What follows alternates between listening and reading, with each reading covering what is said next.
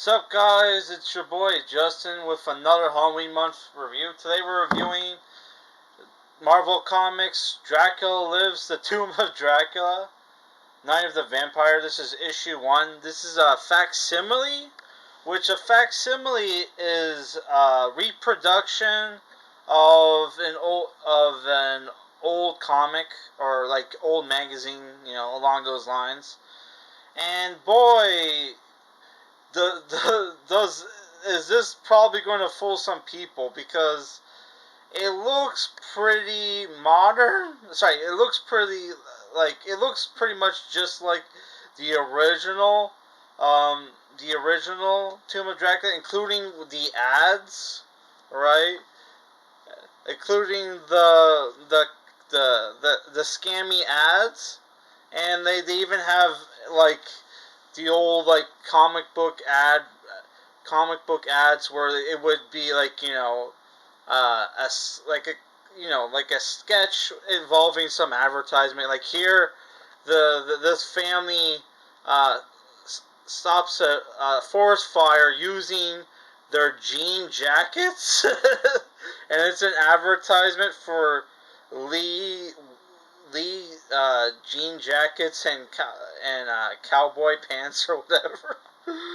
uh, so yeah, like I guess the one thing that tips off that this is a reproduction is this. This looks pretty modern, but yeah, I could see this fooling some people. So when you like before like you if anybody's trying to buy this online, make sure to double the make sure like they show you the first ask to see the first page, because like it'll show you here that this is a this is a reproduction, right? Facsimile edition, December 2022, even though this came out in like October. So the book is written by Gerry Conway, who's like the creator of Power Girl, and with art by Gene Colan, right? So it's pretty much very similar to like Dracula, where the story here is basically a uh, down on his luck guy and his girlfriend and his best friend go to this castle in Transylvania because the main character, who is Frank Dracula, is like the living descendant of Dracula, who is flat broke. He spent like his inheritance, right? Used up all of his inheritance, and now is like now is desperate for money. So his friend convinces him to go to Dracula's castle and like start it up as like a museum. So you have Frank Drake, his girlfriend Jeannie, and his best friend Clifton, who used to date Jeannie until his friend stole her from him. Which they try to make Clifton seem like a bad guy, but it's kind of like Frank is no saint either, man. Who steals like your friend's girlfriend and then still have the nerve to hang out with him, like. So yeah, they go to Transylvania, and it's just like in the movie where like the town people are superstitious, and they don't want to go near the castle, right? So he gets like for $10 American, he's able to get like somebody to give him a carriage ride within walking distance of the castle. Which this scene was funny because the guy's like, yeah, I'm not afraid of superstition, but I'm not gonna go near the castle. You can just walk from like here in the rain, right? Yeah, so they go to the castle. You also get this uh, backstory here between like explaining like the situation here between like Frank, Clifton, and the girlfriend Jeannie, right? And like he and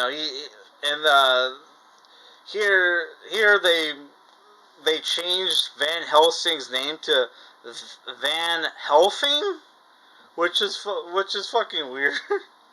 Because it's like this comic book came out. Why did they change Van Helsing's name? And like this comic book came out the same year as Ghost Rider, and Ghost Rider, that was like 1972, and Ghost Rider used the hell word a lot in that comic book. So it's like, why did they censor hell? Is Van Helsing? I'm pretty sure Helsing is public domain because there's a shitload of Van Helsing video games by different developers, right? Yeah. So yeah, what happens in the comic book is that Clifton goes to explore the castle, falls through bad flooring, and discovers Dracula's tomb.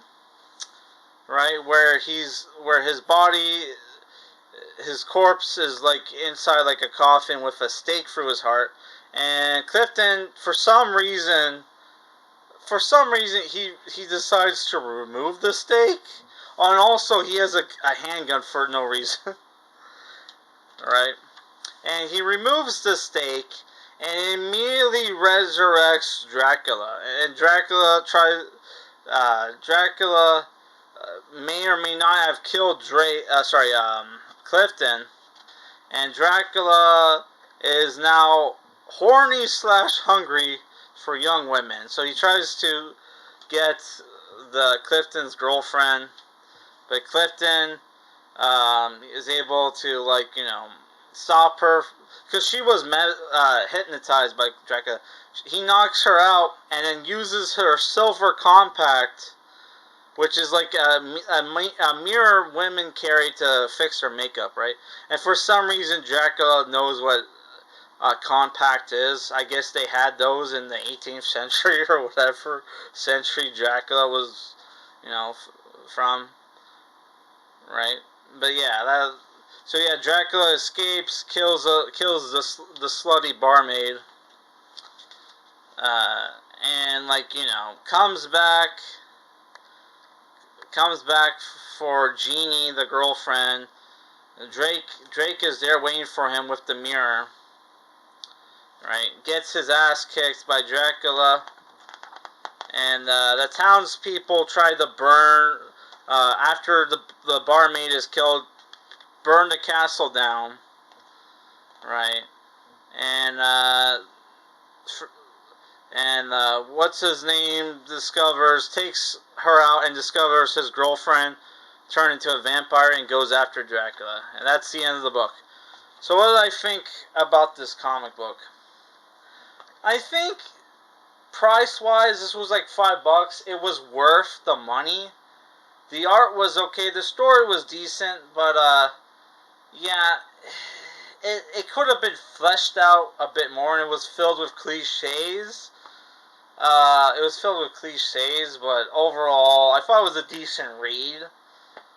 But yeah, I wasn't. I was not. It's the thing where it's like, yeah, Dracula doesn't really show up until like near the end of the comic book, and then there's the other problem where it's not clear where our characters are from because they reference London. But then they pay the one dude with American dollars, so it's like, what the hell? That makes no sense to me. Like, do people from England carry around American money when they travel through Europe? I don't know. That didn't make a lot of sense to me. I think, but whatever, right? Overall, if I was a decent read, and I would give it, a 6 out of 10.